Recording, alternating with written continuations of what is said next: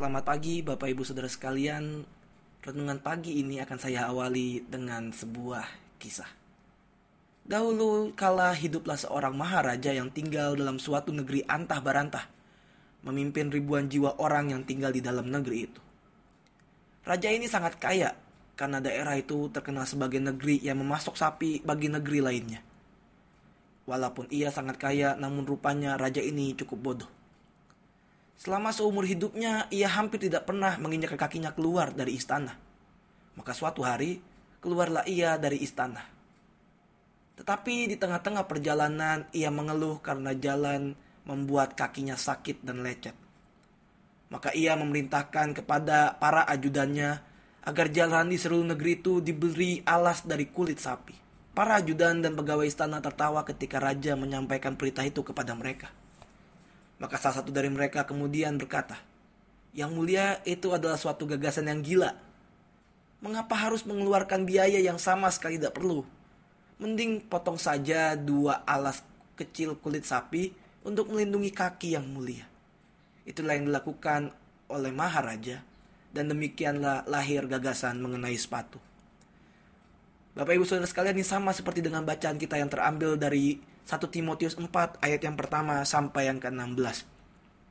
Tetapi Roh dengan tegas mengatakan bahwa di waktu-waktu kemudian ada orang yang akan murtad lalu mengikuti roh-roh penyesat dan ajaran setan-setan.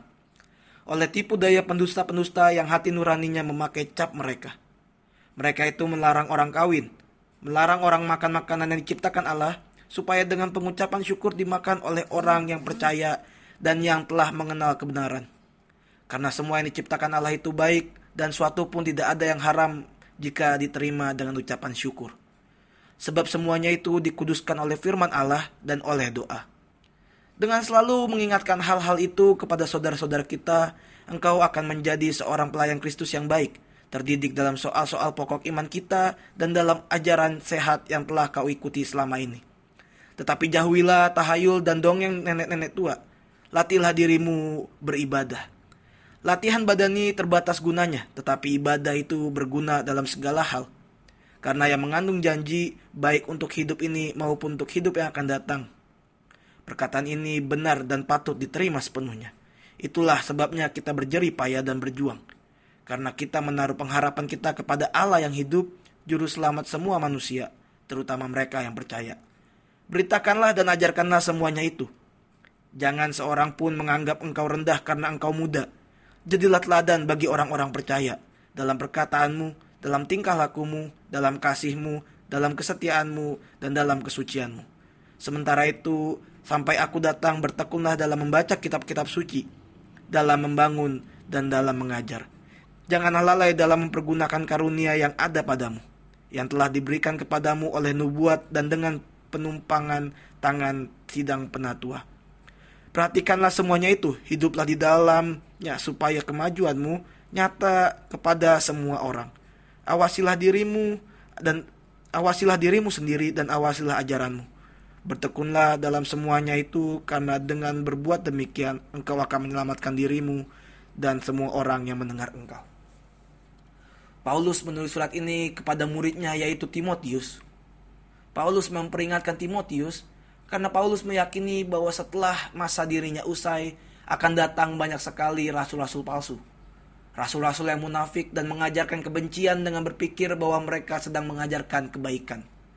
Paulus juga menekankan jangan sampai kita seperti mereka, karena hati mereka telah sangat membusuk. Rasul Paulus kemudian mengajarkan kepada Timotius bagaimana menghadapi ajaran palsu dari rasul-rasul bodong itu. Banyak hal yang diajarkan Paulus kepada Timotius, tetapi yang saya ambil adalah pada penekanan kepada tiap orang untuk menyadari diri masing-masing dan terus meningkatkan kewaspadaan agar tidak mengikuti ajaran yang sesat, terlebih kalau kita menyebarkannya. Belajar dari kisah raja yang kaya tersebut, seringkali tidak kita sadari bahwa kita menyebarkan ambisi ataupun integritas kita. Sederhananya, misalnya kita mengubah sistem yang ada di kantor kita, lingkungan kita, tempat tinggal kita, dan bahkan mengubah rekan-rekan serta keluarga kita. Memang terkadang hal-hal itu diperlukan, namun jangan sampai lupa bahwa yang terpenting dari mengubah orang lain adalah menunjukkan bahwa kita memang benar-benar baik. Sehingga ketika kita tanpa sadar ataupun mungkin juga sadar mengubah orang lain, orang yang ada di sekitar kita bisa berubah menjadi pribadi yang baik. Tetapi hendaknya kita juga teguh dengan integritas kita. Jangan sebentar-sebentar A, sebentar-sebentar B, lain hari, lain omongan. Dan jangan selalu menyalahkan orang tanpa mau berefleksi atas diri kita sendiri yang ternyata memiliki kekurangan. Maka seperti yang diajarkan Paulus kepada Timotius, kita jadilah bijak bagi diri sendiri sehingga berdampak bagi orang lain. Selamat pagi.